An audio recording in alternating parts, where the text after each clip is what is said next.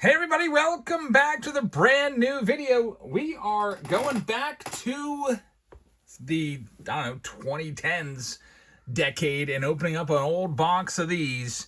World's Greatest Pack Chase from, I don't know the year. I'll look once I get all this disgusting stuff off of this.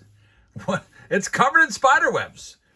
So I've been doing a lot of spring cleaning and I've been working on my garage, and I moved out an entire shelving unit that was covered in spider webs and threw everything away, including the shelving unit. We got a big dumpster and I just pitched everything except for one thing that I noticed had fallen behind the shelving unit, was down on the floor and covered in spider webs, and that was this. If you don't believe me, there's the spider webs with a bunch of dead, things that the spider caught in there. Probably, maybe a nest. Pretty gross, but covered right there. So let me clean this box up and we're going to rip this one open and see what we can find. We used to do these back in the day semi-regularly. They were pretty fun. I remember sitting down opening 100 of these in one sitting, looking for some of the big chasers, and it took a while because they made a lot of them, but eventually we did find the chaser. Let's kill this spider nest here. And I found one of the redemptions, and wouldn't you know it, it ended up being one of the iconic moments of this channel's over 10-year history. Oh boy, it was a yuck. I got the was it the heebie-jeebies is what my dad used to say. Just opening that box of all those dead bugs on there and spider webs. Now that we got the cellophane off, we can look at the box. So the big chaser here is a 1909 Ty Cobb card. There's also a Mickey Mantle autograph in here as well. There's other stuff like, why is that even on there? A BCCG Tom Glavine 9, not even a 10. I'm pretty sure that 95% of cards that are graded by BCCG are 10s. That's probably worth 50 cents. And why is that on the side of the box? There's a lot of great players you can find in here. And then there's absolute crap in here as well as redemptions. We found the 1989 Fleer Mark Grace, which they called a rookie card. It's worth 5 cents. And we pulled it, and it was the most anticlimactic thing ever. Also looking for graded packs. That would be kind of cool to find a graded pack from the 60s. But there's 15 old packs in here. And as they would continue to do this series, eventually in 2021, which I think the last year they did this, it was down to just 6 packs in here for $20 on the shelves. But this was put together by MJ Holding Company. And the year on it was, let me see if we can see the year. Oh, I don't know. Probably like I said, 2010s. 2018 it looks like. Yeah. Must be redeemed by 2018. So this probably came out 2017 or something like that. 2017, 2018, somewhere in that vicinity. So we got an old one here. Would that be nice if there's some 2018 packs in here? Let's rip it open. It's mostly old junk wax packs. But let's go ahead and break the seal and see what we can do here. All of this going to Psalms. And here we go. I'm just scared a big spider's going to jump out at me. We have all of these packs jammed in there. Look at that. I used to absolutely load the box up. So we'll start out here with a 1992 Fleer Ultra pack as we go down through the stack, and we'll see what we can find. 15 total packs. Gary Reedus is going to start us off. Now, if there is a redemption in here, like a 1960 pack or something like that, the actual pack isn't going to be in there. It's going to be a special pack in there that says World's Greatest Pack Chase, and you rip it open, and there's a little redemption inside. We've actually found it before, and it ended up being a Mark Grace. Nothing in that 92 Ultra, but that was expected. That's a pretty weak set for rookies especially. The next one that fell out of there is this old pack. By the way, these boxes sell for over $100 on eBay. I'm looking at World's Greatest Pack Chase from this time period, where there was 15 to 21 packs, and all the boxes are in the triple digits. Unbelievable. It's because there's not many of them left. Ty Cobb in there. They got a 1990 Fleer pack. Looking for maybe an error card. It'd be nice if we could hit the, what is it, Dave Martinez error card. It's Mark Lemke and Jay Tibbs. Coming up next, there's a good pack. 1991 Upper Deck. Looking for the Michael Jordan short print rookie card. That's a pretty cool card right there. The Chicago White Sox, all dressed in the 1909 uniforms. That's actually a really cool 1917 revisited. Cool card right there. Reminds me of the Field of Dreams movie. Now, 1991 is famous for having the cards going every which way, all over the place. There's Robin Yount. He's a Hall of Famer. Cecil Fielder. I guess it's not as bad as 1990 Upper Deck, where they're like actually flipped upside down too. Got Big Mac, Mark McGwire right there. And then we've got Collector's Choice. That Ron Gant. Yep, Ron Gant. And then a milestone card. That's a cool card. Baseball Heroes, the number 4 no-hitter for Nolan Ryan. Up next, we've got an 89 Bowman pack. There we go. We're looking for the Griffey Jr. rookie card in here. It's like some sort of a hanger pack. $1.29 for this. I remember the regular packs, I think, were 50 cents. So this was 31 cards. See if we can get something in here. Good old junk wax here. There's Tino Martinez. Ruben Sierra, Chris James. I always thought these cards were cool. What the heck happened to this? Oh, man. Someone didn't like Melito Perez and took a bite out of that. Literally, the card is ripped. Man. As it was being packaged, I can only imagine that as it was being packaged, the machine, you can see where it started to chew the Todd Worrell.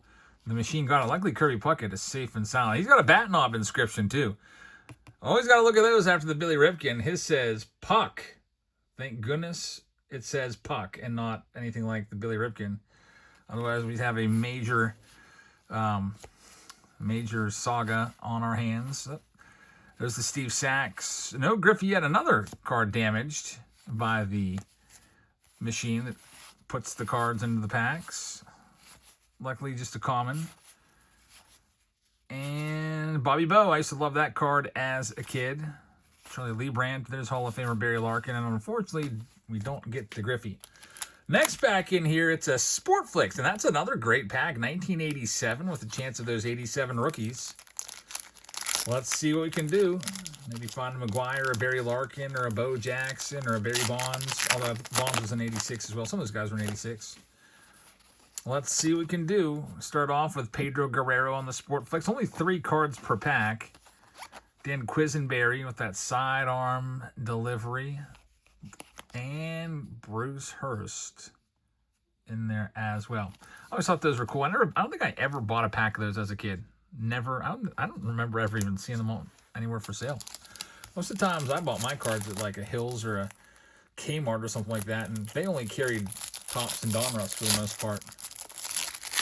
This is the old, what is a Conlon collection. I used to hate these as a kid.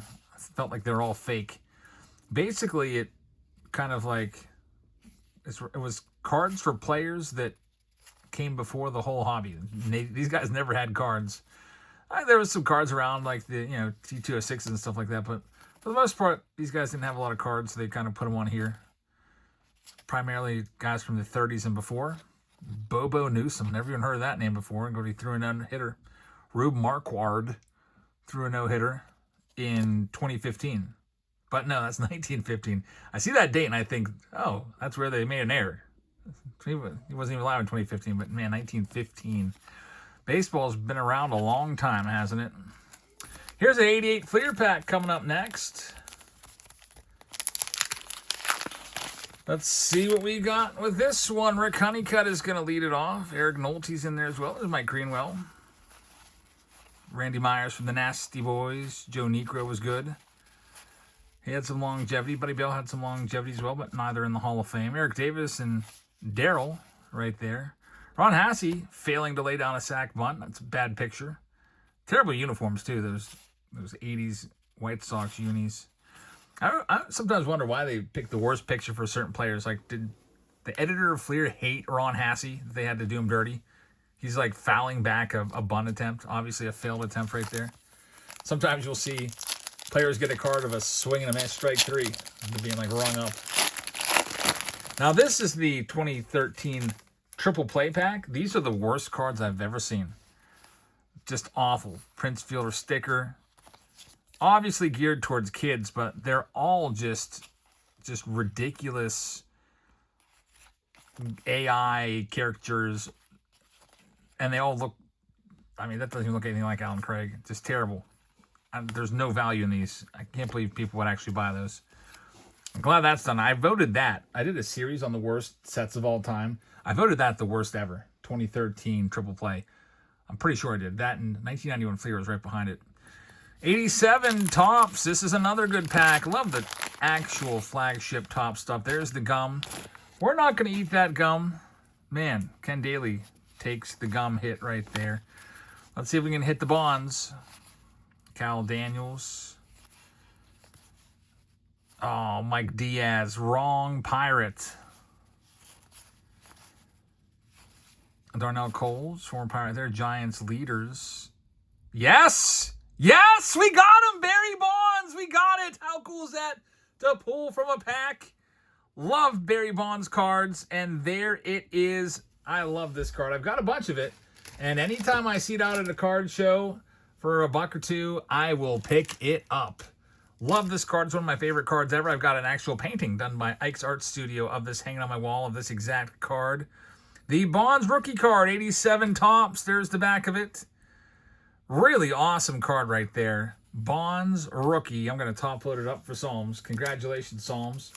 That's exactly what I wanted to find. And honestly, that's a better card than probably if we hit one of the redemptions and it being like a Tom Glavine 88 Fleer BCCG9 or something like that. Very nice. You know, that card's not worth a ton of money. For those of you that are new to collecting, you might be thinking, well, what's a raw Bonds worth? You'll probably see that at most card shows for $5, sometimes even less. It's still, I love that card. It's a personal favorite. Here's 88. 88 Tops up next. Not much you could pull from 88 Tops, by the way. Tom Glavine rookie cards were like $1. These were printed so heavily. And Tom Glavine is the only noteworthy rookie in 88 Tops. There's some other decent ones in 88 Tops traded, but can't get those here. From this pack, there's Kurt Gibson. He was a good player. Jack Clark, a good one too. Kent Colby. Darrell Evans, and Jeff Montgomery. Finally, a modern pack, quote-unquote modern, 2012. Be really cool if there's like 2011 Topps Update packs in there. We missed Topps Update by about 3 months. This probably came out, maybe, these probably came out in April. Update, maybe we missed it by 6 months here. 6 months before 2011 Update was on the shelves. But pretty cool that there's a 2012 pack in there. Tommy Hanson, who has unfortunately passed away. And then there's Steven Strasburg, who unfortunately was a great pitcher, but blew his arm out. Would have been on the Hall of Fame track, but, you know, the Nats ran him into the ground. Here's a 92 score pack, Series 1. I used to like score as well as a kid. 89 through 92 score. I have a lot of those in my childhood collections because they were cheap packs. There's Will Clark. I also liked the backs. I thought the backs were pretty cool. Gave you a paragraph. Gave you an extra little profile picture in there. Unfortunately, nothing too crazy there. Oh boy, 91 Fleer right there. Put your sunglasses on, everybody. You're going to need them because this is going to be bright. All the cards blinding yellow. Just a terrible design, too. It's just like the player's name and then 2 lines. Like, no artistic ability at all. Like, who designed this card? Probably the worst design I've ever seen. Literally just typing their name into the card and having a picture there and having the team name down there.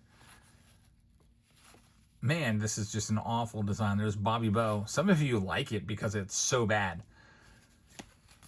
The only thing noteworthy in 91 Fleer, there's no good rookies in here, but there are the Provision inserts, which are pretty cool.